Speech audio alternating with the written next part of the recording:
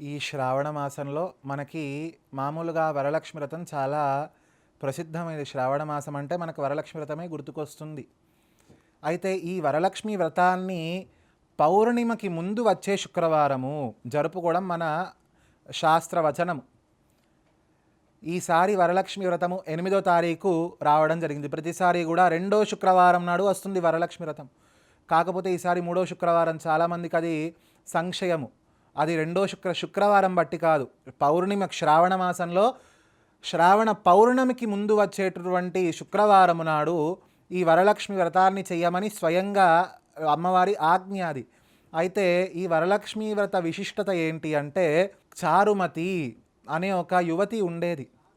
ఆ యువతి చాలా భక్తి శ్రద్ధలతో అత్తమామలని సేవిస్తూ పాతివ్రత్య దీక్షతో ఉండేది. ఆ పాతివ్రత్య దీక్షకి మహాలక్ష్మీదేవి ప్రసన్నమయ్యి చారుమతి కలలో కనిపిస్తుంది. అమ్మా చారుమతి, నీ యొక్క ఈ సౌభాగ్య నిష్ఠకి నేను చాలా ప్రసన్నమయ్యాను. నీకు ఒక వ్రతాన్ని ఉపదేశిస్తాను. ఆ వ్రతాన్ని చేసినట్టయితే నీకు సకలమైనటువంటి శుభాలు కలుగుతాయి అని ఆశీర్వదిస్తుంది. ఆ వ్రతాన్ని శ్రావణ మాసంలో వచ్చేటువంటి పౌర్ణమికి ముందు వచ్చే శుక్రవారం నాడు చెయ్యాలి అని చెప్తుంది. ఆ వ్రత విధానాన్ని అంతా చెప్పి కలలో అంతర్ధానం అయిపోతుంది.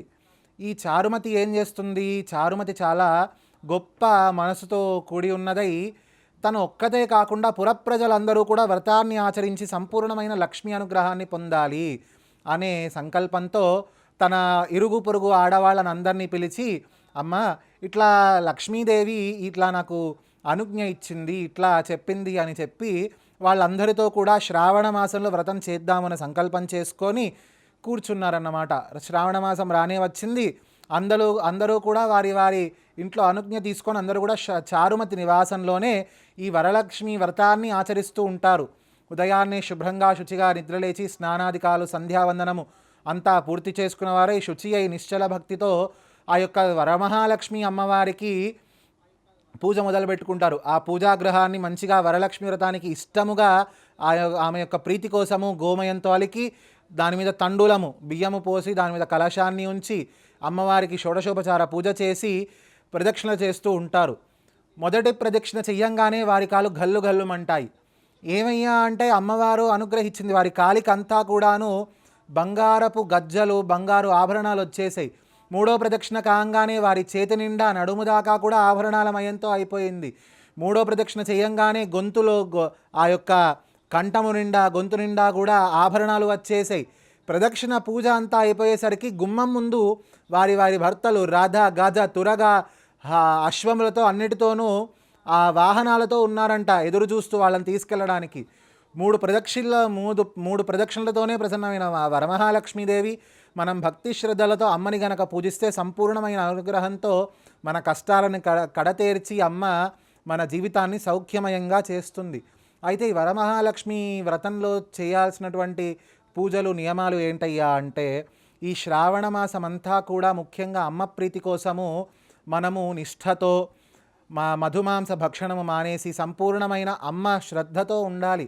అబద్ధం ఆడకుండా ఆ రోజు శుచిగా అంటు ముట్టు కలుపుకోకుండా అమ్మవారికి పూజలు చేసుకుంటూ ఉండాలి. తర్వాత అమ్మకి ప్రీతికరమైన నైవేద్యాలు కానివ్వండి, పాలతో చేసినటువంటి నైవేద్యాలు కానివ్వండి, ఇంకా వరలక్ష్మి వ్రతానికి ముఖ్యంగా అమ్మవారికి చిత్రాన్నము అంటే ఈ యొక్క చింతపండుతో చేసినటువంటి పులిహోరలు, బూరెలు, ఈ వరలక్ష్మి వ్రతంలో ముఖ్యంగా అమ్మవారికి నివేదన చేయాల్సింది బూరెలు.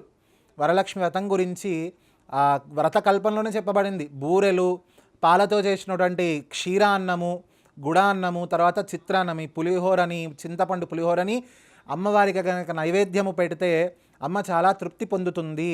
ఈ బూరెలు కూడా 21 సంఖ్యలో చేసి ఇచ్చుకుంటున్నమ్మ వాయనం పుచ్చుకుంటున్నమ్మ వాయనం ఆడవాళ్ళు వచ్చే స్త్రీమూర్తులందరినీ కూడా లక్ష్మీ రూపంగా భావించి వాయనాలు ఇవ్వడము, ఇలాంటివి లక్ష్మీ ప్రీతికరంగా చేస్తూ ఉంటారు.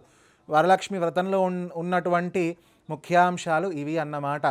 కాబట్టి ఇలా వరలక్ష్మి వ్రతాన్ని అమ్మవారు చెప్పినట్టుగా ఆచరించి మనము అందరము కూడా ఆ అమ్మవారి కృపకు పాత్రులు అవుదామని కోరుకుందాము.